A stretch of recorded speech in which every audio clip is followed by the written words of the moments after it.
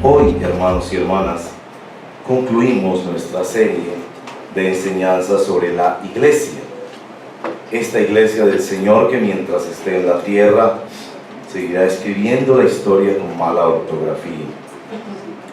La iglesia del Señor, que es vasija de barro, pero que en ella Dios ha puesto su evangelio poderoso de salvación y de santificación.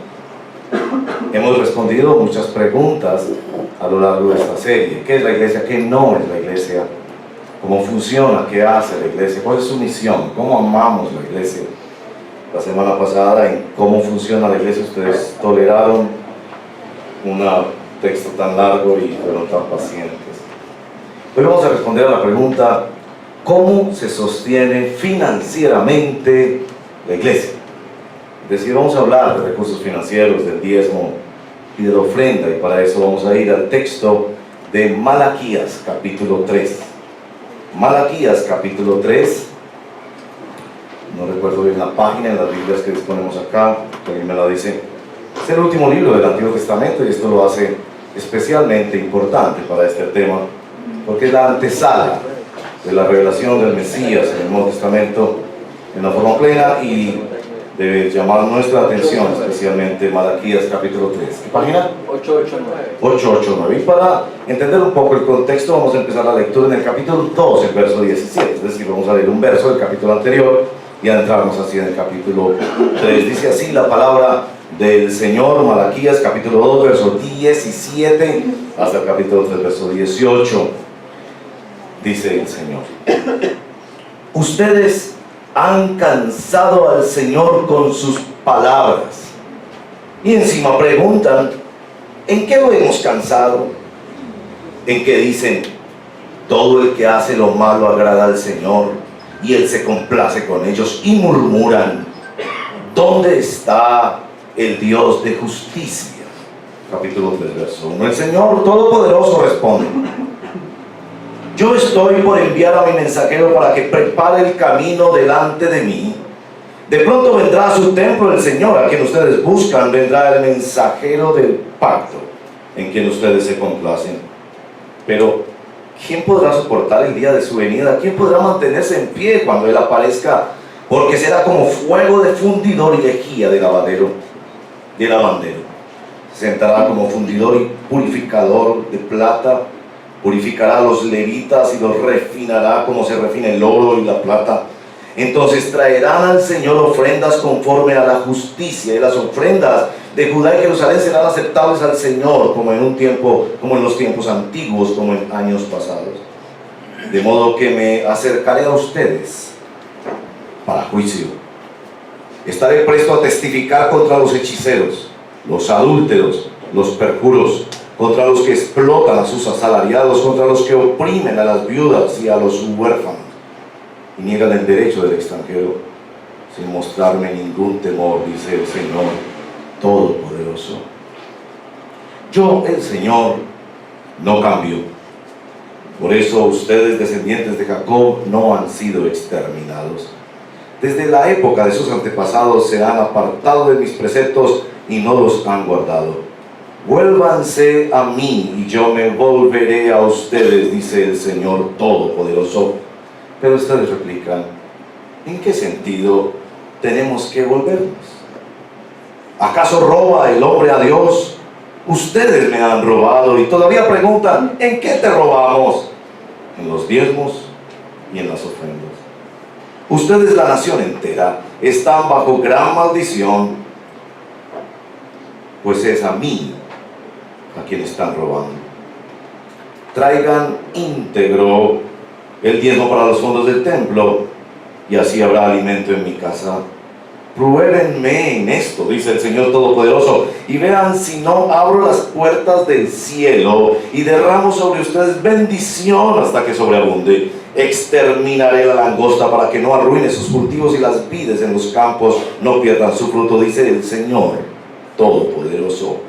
Entonces todas las naciones los llamarán a ustedes dichosos, porque ustedes tendrán una nación encantadora, dice el Señor Todopoderoso. Ustedes profieren insolencias contra mí, dice el Señor, y encima preguntan: ¿qué insolencias hemos dicho contra ti? ustedes han dicho, servir a Dios no vale la pena. ¿Qué ganamos con cumplir sus mandatos y vestirnos de luto delante del Señor Todopoderoso si nos toca llamar dichosos a los soberbios? Y los que hacen lo malo no solo prosperan, sino que incluso desafían a Dios y se salen con la suya. Los que tenían al Señor hablaron entre sí, y Él los escuchó y les prestó atención. Entonces se escribió en su presencia un libro de memorias de aquellos que temen al Señor y honran su nombre. El día que yo actúe, ellos serán mi propiedad exclusiva, dice el Señor Todopoderoso. Tendré compasión de ellos como se compadece un hombre del hijo que les sirve. Y ustedes volverán a distinguir entre los buenos y los malos, entre los que sirven a Dios y los que no le sirven. Esta es la palabra del Señor. Bueno, Señor, gracias por esta palabra que nos confronta tanto. Ninguno de los que estamos aquí podría jamás decir que te ha dado lo que tú mereces. Todos nosotros somos profundamente confrontados por robar lo que es tuyo, por no probarte en esto, por no temerte en mantenernos en el pacto de la gracia. Ten misericordia de nosotros, Señor, hoy, por favor. Regrésanos al mensajero del pacto de la gracia de nuestro Señor Jesucristo. Haz que nos volvamos hoy a ti. Déjanos en nuestra generación conocer un avivamiento, como en otros momentos de la historia, de hombres y mujeres entregados de verdad a ti. Te lo pedimos en el nombre de nuestro Señor Jesucristo. Amén. Ahí está nuestro tema de hoy, hermanos. He pedido mucha oración a los hermanos esta semana porque me siento muy confrontado con esta palabra. Así que la pregunta es cómo se sostiene económicamente la iglesia. Entonces son 3 respuestas a esta pregunta. Las 2 primeras un poco más breves, pero la última ya concretamente en la exposición del texto.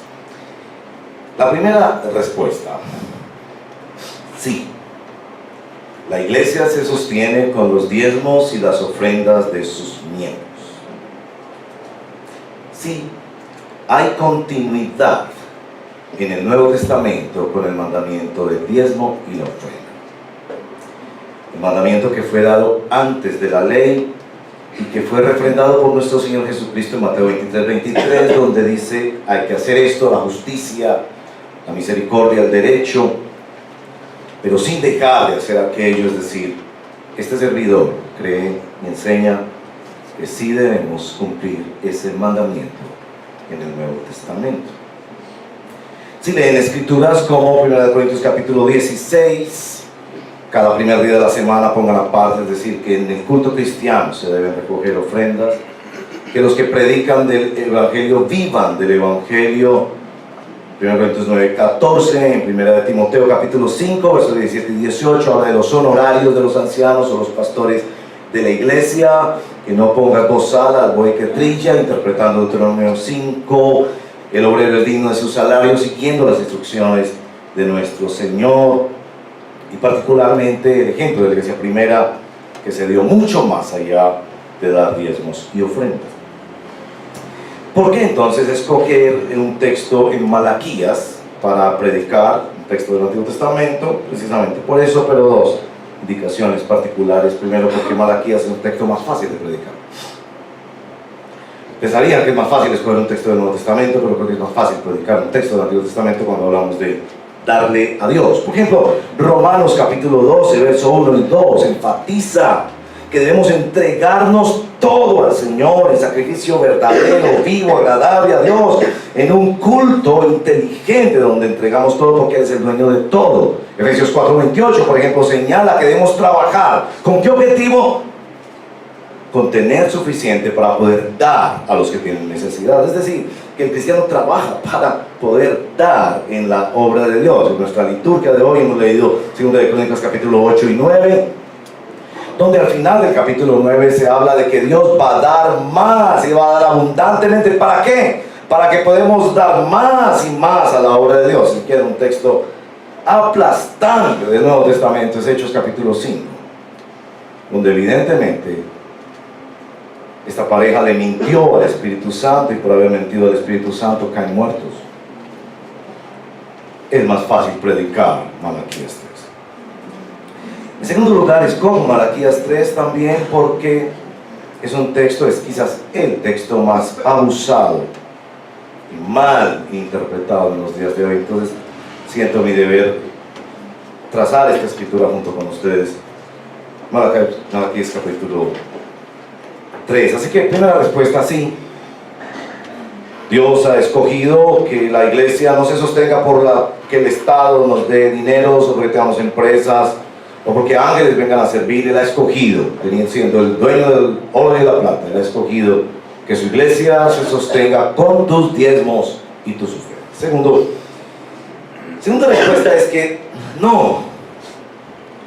Dios no quiere que se abuse de su pueblo en temas financieros, y es precisamente este texto de Malaquías capítulo 3 es tan abusado y mal interpretado, porque allí en Malaquías capítulo 3 verso 3, esta frase robado, ustedes le están robando a Dios, y en el capítulo 3 verso 10 de Malaquías, pruébenme en esto, que ha sido usado como una vara mágica en las manos, en las bocas mejor, de falsos pastores, manipuladores pastores, que fuerzan a la gente hacia el extremo del legalismo, donde la culpa y la obligación hacen mover a la gente en dar porque tienen miedo de un castigo, o los falsos y manipuladores pastores que enseñan la prosperidad, donde incrementan la ambición de la gente en recibir de Dios, como si se tratara de una pirámide en la que invierta aquí porque le va a ir muy bien. Así que mi objetivo hoy es fortalecer nuestro compromiso en darle a Dios sin caer ni en el legalismo ni en la falsa predicación de la prosperidad, escuchando el reclamo de Dios que busca que nos mantengamos fieles en el pacto de la gracia en nuestra relación con Él. Entonces, así llego a la tercera respuesta, que está en Malaquías capítulo 2, verso 17 a 3, 18. Antes de mirar este pasaje, por favor, miren en el capítulo 1, el verso número 2. Yo los he amado. Esta expresión de Malaquías al pueblo en nombre del Señor es una afirmación que duele.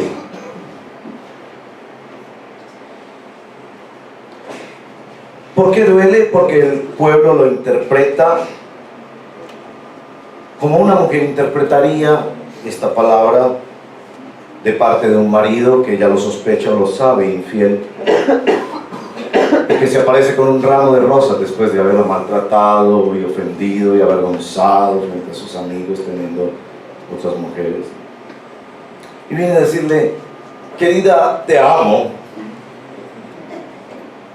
El pueblo sentía que Dios no lo estaba amando. Por eso en el verso 1:13 la reclamación del Señor es que ellos han llegado a sentir hastío, tedio, desdén hacia la relación con Dios. Yo no sé si usted viene de esas familias donde se dicen fácilmente te amo. A veces como una frase de cajón rápida que se escribe y se dice, otras veces con profunda reflexión. El pueblo está incorporando en su confesión de fe profunda frustración. Para los que están queriendo y deseo que todos estudiar más y más la Biblia, es tan importante para nuestra fe. De ella depende todo. Si miran el verso 17 del capítulo 2 y en el capítulo 3, los versos 13 al 15, van a darse cuenta que el texto está escrito en medio de los reclamos del Señor por las palabras y las confesiones que ellos hacen sobre una fe que en su opinión no está funcionando. Verso 17, el Señor les reclama que ellos lo han cansado con palabras que ellos dicen. ¿Cuáles son esas palabras? Verso 17, todo el que hace lo malo agrada al Señor y Él se complace con ellos, y murmuran, ¿dónde está el Dios de justicia? Es decir, esta es gente que está diciendo, no vale la pena seguir en esto. Parece que a los que ofenden a Dios les va mejor que a nosotros. Y en el capítulo 3, verso 13, ustedes profieren insolencias contra mí. Preguntan, ¿qué insolencias? Y el Señor se las dice. Ustedes han dicho, servir a Dios no vale la pena. Parece que los soberbios y los malos prosperan e incluso desafían a Dios y se salen con la suya. Esto es el conflicto de una confesión de fe que Dios vio y que Dios decidió responder. Es muy importante entender este pasaje en ese contexto, y lo van a ver sobre todo al final porque es tan importante entender esto. No es que Dios los quiere meter en una fe mecánica de entre más usted dé, entonces más va a recibir, sino que Dios está confrontando cómo confiesan su fe. ¿Cómo es que ustedes confiesan su fe? Bueno, en el capítulo 3, verso 1 al 7, y el texto empieza muy bien diciendo, el Señor Todopoderoso, y reitera eso, Todopoderoso, le responde. 3 respuestas del Señor ante un pueblo que confiesa su fe de una manera amargada y frustrada, porque han esperado mucho, porque no ha pasado mecánicamente, como les han dicho algunos pastores, porque no ha pasado lo que ellos esperan. 3 respuestas. En versos 1 en adelante empieza a presentar al Mesías. Yo estoy por enviar a mi mensajero para que prepare el camino delante de mí. ¿Quién es ese mí? De pronto vendrá a su templo el Señor a quien ustedes buscan. Vendrá el mensajero del pacto en quien ustedes se complacen. Sin duda, los estudiosos han leído capítulo 1 de Marcos, señalando que aquí está hablando nada más y nada menos que de Juan Bautista, que ha preparado el camino del Señor, que ha venido el mensajero del pacto a señalar que hay salvación en Dios. Verso 1 en particular señala esto, que el que viene es el Señor. Esa es la respuesta del Señor. O sea, ante un pueblo que murmura y que cree que su fe no está funcionando, la respuesta del Señor es señalar proféticamente al Mesías. El Mesías vendrá. Ahora, verso 2 al verso 5 es el tratamiento que hará ese Mesías, un tratamiento que evidentemente no queremos, porque el problema no está en Dios, el problema está en nosotros. Y si hay algo que el Evangelio tiene que mostrar, que el problema no está en Dios, o en la religión, o en la iglesia, el problema está en ti, mi amigo. Es tú el que tiene un problema, es tú el que ha sido infiel. Aun si diéramos el 10% de nuestros ingresos, deberíamos tener vergüenza de quedarnos con el 90% para nosotros. Y el tratamiento del Mesías es el tratamiento del refinador de metales, y del lavador y el purificador. No queremos ese tratamiento porque será duro y vergonzoso para nosotros el tratamiento del Señor. El verso 6 deja claro que los que tenemos que cambiar somos nosotros. Yo, el Señor, no cambio. Por eso ustedes no han sido exterminados. Ustedes son los que se han apartado, verso 7, de mis preceptos y no los han guardado. Y era claro que después de haber regresado del exilio, el pueblo había desatendido sus obligaciones para con Dios. Y el llamado entonces es no solo que vendrá el Mesías, que el Mesías tratará con ellos, sino que el gran mensaje del Mesías es el mensaje de la conversión.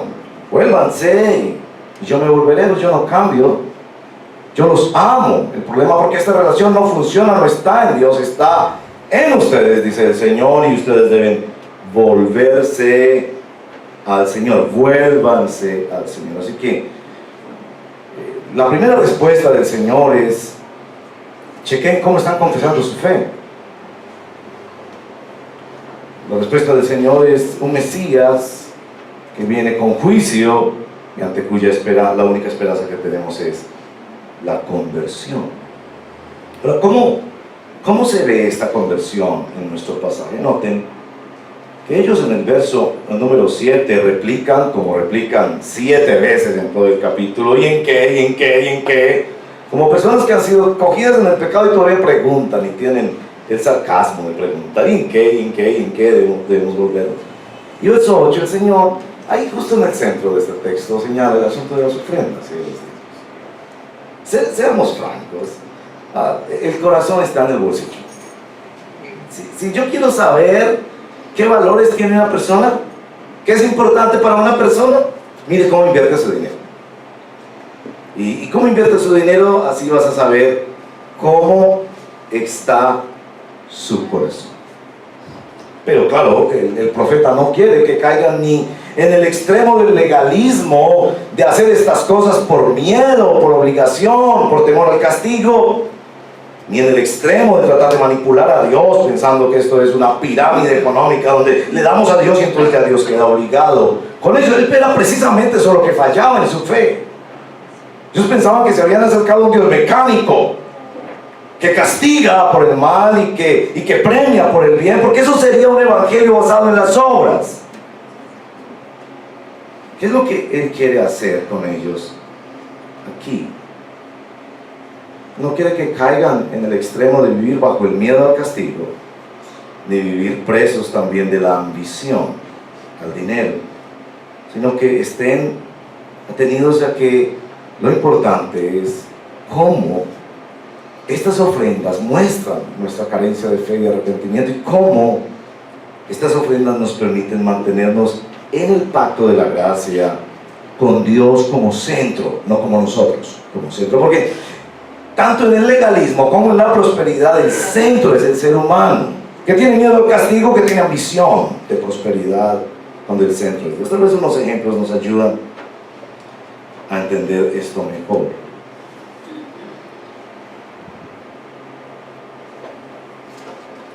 En todos los mandamientos del Señor, así mismo como en todas las disciplinas espirituales, como en todos los deberes cristianos, podríamos caer en el extremo del legalismo o de la ambición.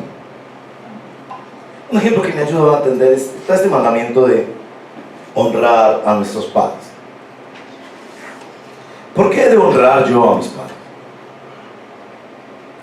Porque si no honro a mis padres, entonces van a venir las disciplinas de Dios, porque Dios ha dicho que no honra a sus padres tiene disciplinas de Dios. Y cae en el extremo del miedo al castigo. O yo honro a mis padres porque tengo la misión de que me incluyan en su testamento y asegurar la herencia.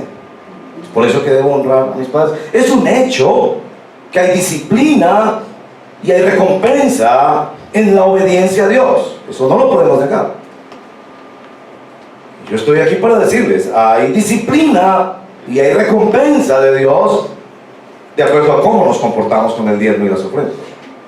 Pero es por eso que Dios quiere que nosotros practiquemos esta disciplina del diezmo y de la ofrenda.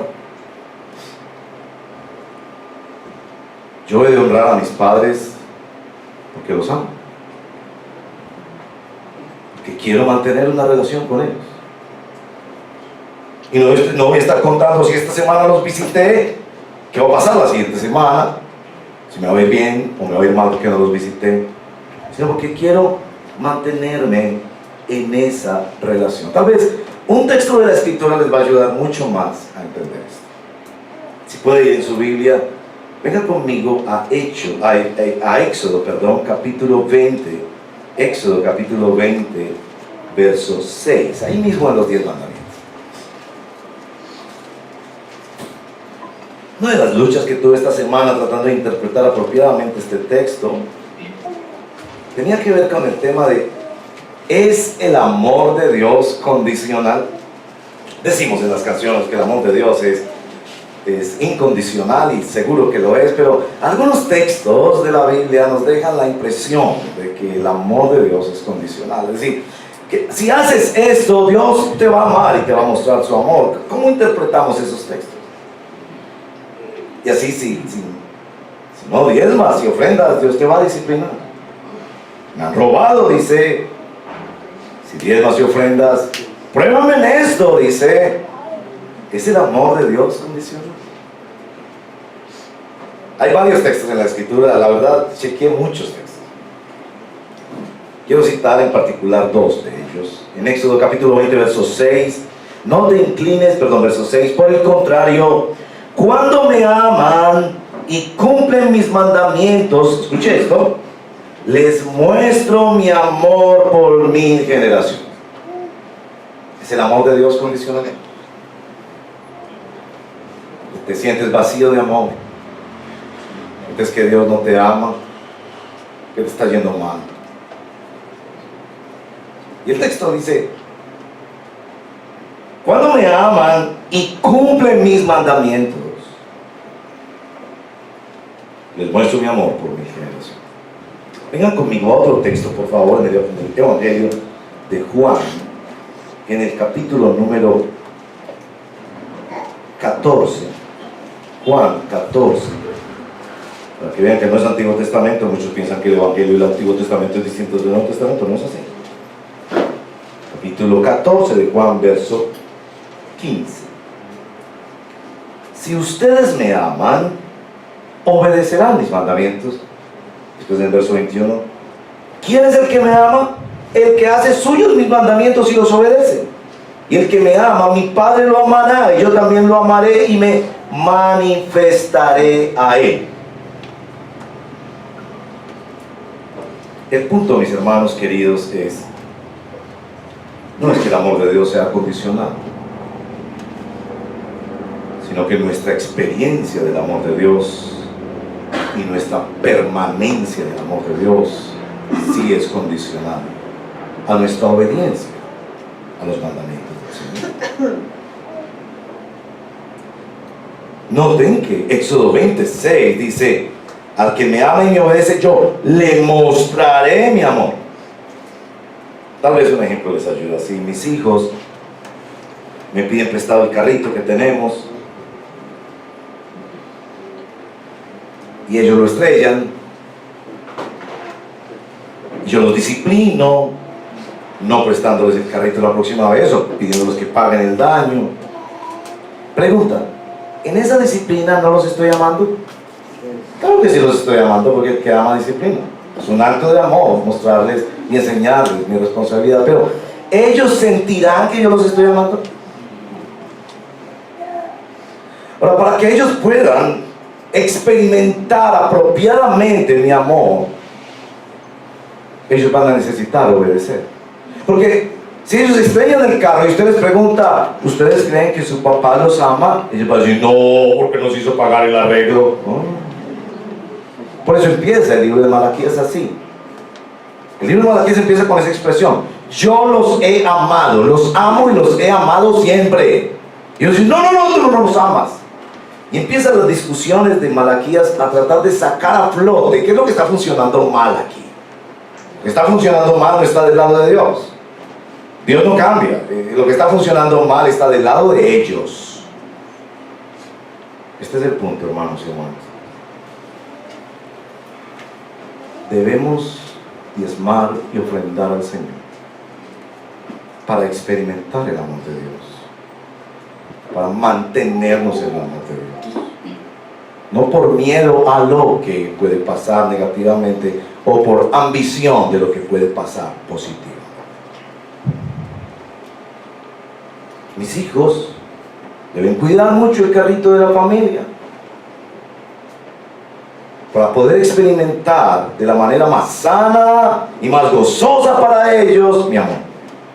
De lo contrario, yo los voy a amar disciplinándolos. El texto no termina ahí. El texto termina en los versos 16 al 18. Los versos 16 al 18, mis amados hermanos, describen lo que yo quiero llamar así. Yo creo que los versos 16 y 18 describen un avivamiento.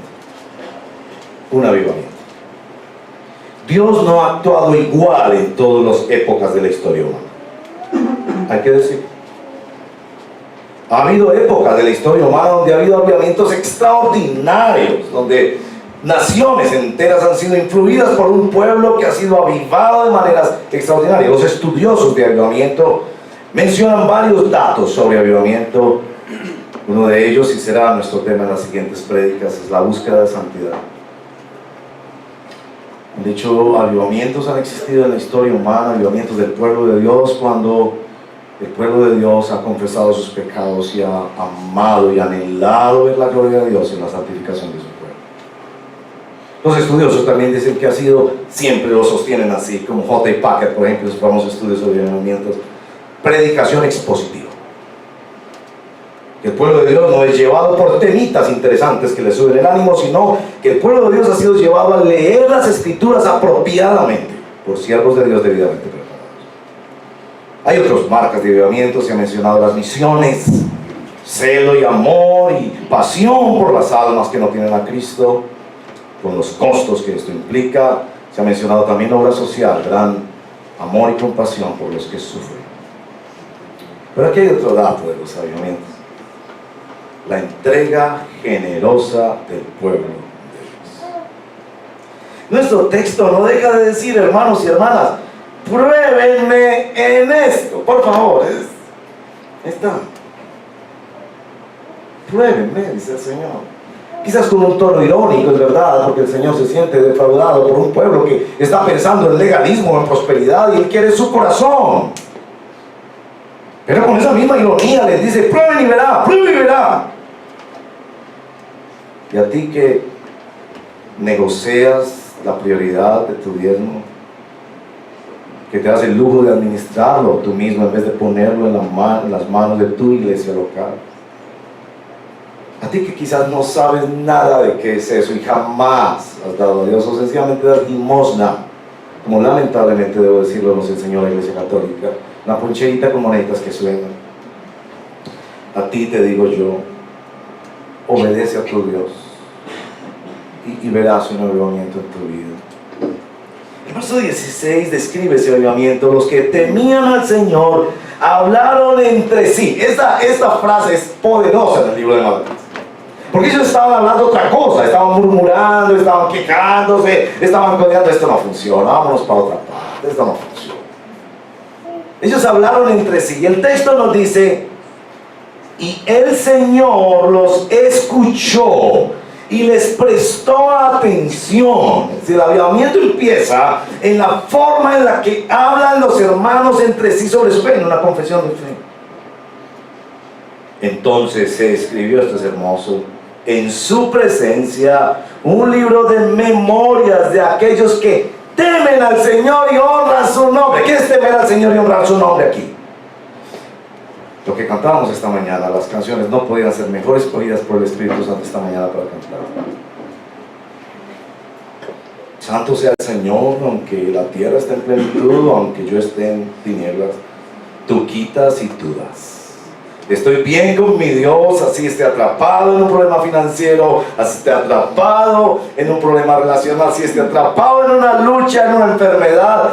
Estoy bien con mi Dios, porque ahí empieza, Él es mi Dios, Él es mi Salvador, Él ha dado su vida por mí, Él es el mensajero del pacto, Él es el que ha hecho volver mi corazón a Él. ¿Qué más necesito? ¿Qué más necesito? Si me muero, ¿qué más necesito? Si esto se acaba, ¿qué más necesito? Es Él lo que yo tengo. Y Él los escuchó hablar de eso y dijo, escríbanlo, hagan un libro de memorias, porque estos son los que verdaderamente temen al Señor, que tú no le estás dando a la iglesia, tú le estás dando al Señor. Ahí se ve tu fe, ahí se ve tu fe, en una forma práctica y concreta. No porque el Señor necesitara plata, es claro, Salmo 54, si yo tuviera hambre te lo diría a ti, dice el Señor. Mía es la tierra y toda su plenitud. Ageo capítulo 2, verso 8. Mía es la plata y mío se lo necesita el Señor.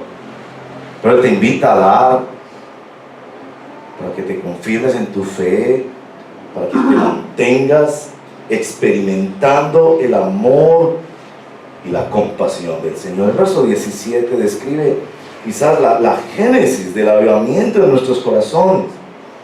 El día que yo actúe, ellos serán mi propiedad exclusiva. Es cuando yo puedo decir, yo le pertenezco al Señor. Ese problema tan duro que hay allá afuera no es mío, es del Señor, yo le pertenezco al Señor. Esa es la confesión de fe, y por eso si tú no conoces a Cristo, ven al mensajero del pacto. Este que fue anunciado por Juan el Bautista como el Señor que venía a su santo templo a revelar su salvación. Ven al Señor Jesucristo. Y por eso el verso 18, ustedes volverán a distinguir, la palabra allí mejor traducida en la Reina Valera, a discernir las acciones de Dios, a entender qué es lo que está haciendo Dios aún en medio de esta prueba. Bienaventurado el hombre y la mujer que entienden qué es lo que está haciendo Dios, aún en los momentos difíciles, aún en los momentos de escasez, aún en los momentos de prueba. Ahí empieza la violencia. Temen al Señor porque confiesan su fe, aman al Señor en medio de la prueba y disciernen qué es lo que Dios está haciendo. Los avivamientos han surgido después de épocas de mucha oscuridad. Esta semana yo pensaba, entonces nosotros tenemos la cuota inicial para un avivamiento, porque nunca ha habido tanta oscuridad en esta tierra como ahora. Iglesias perdidas en su predicación, pastores procurando solo enriquecerse, tanta falsedad, tanto nominalismo, tanto engaño. Pero es cuando la noche está más oscura que aparece el brillo de la mañana. Y aquí se invita al pueblo de Dios: pruébeme en esto, pruébeme en esto. No escondas tu fe en tus finanzas. Mantente en el amor de Dios, entregándote a Él. Las próximas semanas, en la siguiente serie, te lo voy a decir en otras áreas de tu vida, porque esta no es la única. No pienses que esta es la única área en la vida en la que nos entregamos al Señor. Pero sin duda, nuestro corazón está en nuestro bolsillo, hermanos y hermanas. Nada muestra más el tesoro de nuestra vida que la forma en la que administramos nuestros recursos.